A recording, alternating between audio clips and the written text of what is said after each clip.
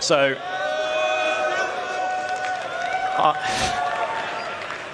I talked to you all quite some time ago about this in Germany, and this is obviously the original concept for the Pioneer.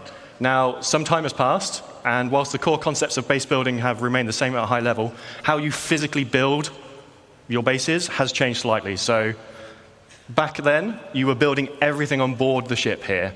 You would fly your Pioneer. This is the area I want to build in. I'm going to build my base on board the ship, and I'm going to drop it down. As you've seen, bases are a lot more expansive now. This doesn't work anymore. So we need to do a little bit of some reconcepting. OK, so one of the first things we really wanted to kind of solve was the arm. We know a lot more about how we're going to be constructing these structures now, and kind of the arm didn't really make a lot of sense anymore. All it really did was it made the space you need to land the ship almost twice as big as what it's kind of needed. And we're not real spaceship engineers. We don't make real spaceships. But what we do try and do a lot of the time is we try and take as much reference from kind of real-life manufacturing as we possibly can. And I think that's really it's really key to what I think Star Citizen is as a whole across like all the different departments. In that we're trying to make a believable universe. And if you think about the arm, and whilst I can't deny it's a cool idea, I think really from a manufacturing point of view, all it really does is it adds a lot of complication and a lot of manufacturing costs onto what is already a very advanced, very large, very costly ship to make. So that was kind of like one of the kind of real first things we wanted to do. The second thing we wanted to look at was kind of have a little bit of a shift around of kind of like the egress points on the ship. The cargo position has moved, so we needed to kind of update that. We wanted to make sure that the landing pad made sense and had space to kind of come into the ship. And then we also needed a way of getting things out of the ship that we will be crafting. On top of that, we had a few other goals. Like I say, it needs to support all the updated kind of building mechanics. It needs to support all our current metrics, and I don't mean just character metrics. I mean all metrics, because we're going to be creating a lot of things inside this ship. We wanted it to kind of become a true self-sustained mobile base. We wanted it to kind of be kind of like the cornerstone of your crafting and construction ventures. And to do that, we needed to add a few extra kind of onboard facilities. So a med bay, like I say, the crafting area, the ability to refine or extract and refine materials. So let's have a quick look over the updated interior of the Pioneer. So at the back of the ship, we have the classic bridge, looks out over the expanse of the ship. And then top and bottom of that in this image, we have the escape pod rooms. And then leading off those is the access to the manned turrets that remain. Then going downstairs, we have the cargo area at the top. Doesn't look like a lot. That's 1,000 SEU of cargo now in that space.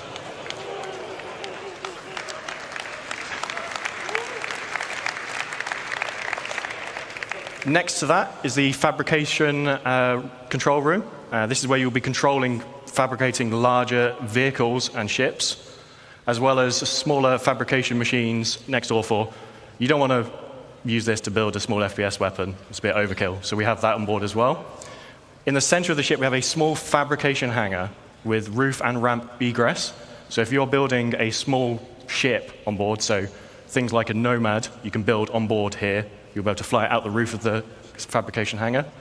And then we have the existing small landing pad that transitions from outside the ship to inside the ship. So cargo you can load via new entrance that Ben's going to talk about in a second, but you can still retain the ability to land a ship on top of this ship, move it inside your ship, all those things.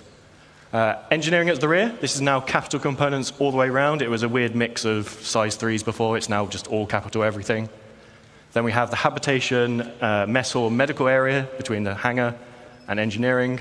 And then at the front, we have 4 extra large drones in the drone room.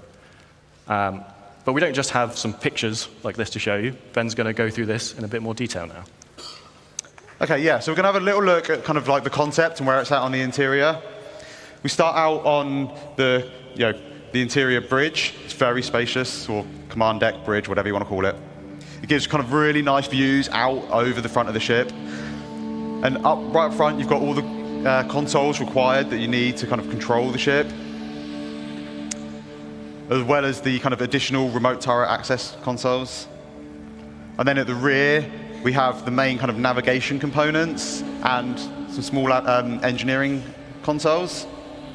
And kind of flanking either side, we've got these two corridors, and they lead out to the manned turrets that kind of sit above the bridge. And they also have all the escape pods needed for all the bridge crew. Like I say, we want this to kind of be a home away from home, so we have a very large, comfortable habitation area. Each of the crew members, they get their own individual crew pod. And one of the nice things about this is these actually open up, and they allow kind of each crew member to kind of decide like how much privacy they actually want. This is the crafting area. We've got the 4 kind of crafting machines. And these are right next to the cargo bay, the internal cargo bay. And as John says, this holds up to 1,000 SEU of cargo, so it's pretty sizable. To make it a little bit easier, it's got its own dedicated cargo lift at the back that, again, just simplifies that kind of getting cargo in and out of the vehicle.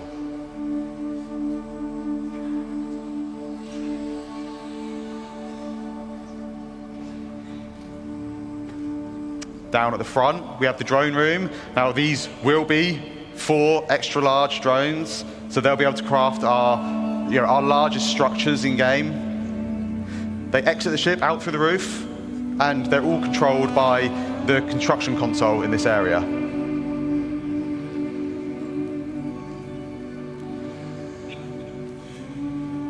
then finally, we're just going to take a quick look at the crafting area on the ship. So you can see here we've got these blast shields down that kind of protect the crew in this area from what's going on inside.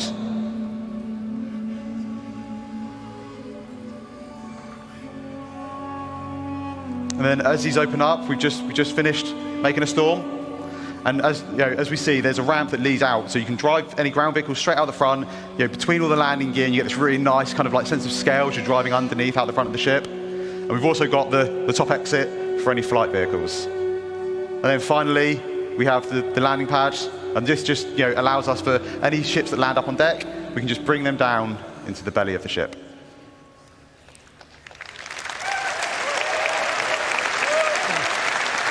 So that's the Pioneer. It's had quite the glow up over the years. Holds 4 extra large drones. And if you're interested in finding out what extra large drones can build, I highly recommend sticking around for the next presentation. It's about 20% bigger. I know the jokes, we always make ships bigger, but to fit all that in, it needed it. It can craft small ships and vehicles. And one thing we didn't show in that video is the landing gear actually have integrated ground resource extractors in. So when you find your plot, you land your ship, and you can start extracting the resources from it.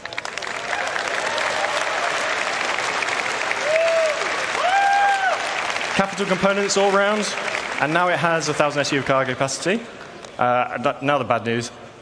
When base building comes out, this will not be there day 1 of it. But we are starting this in the next week or 2, so it is in production very soon.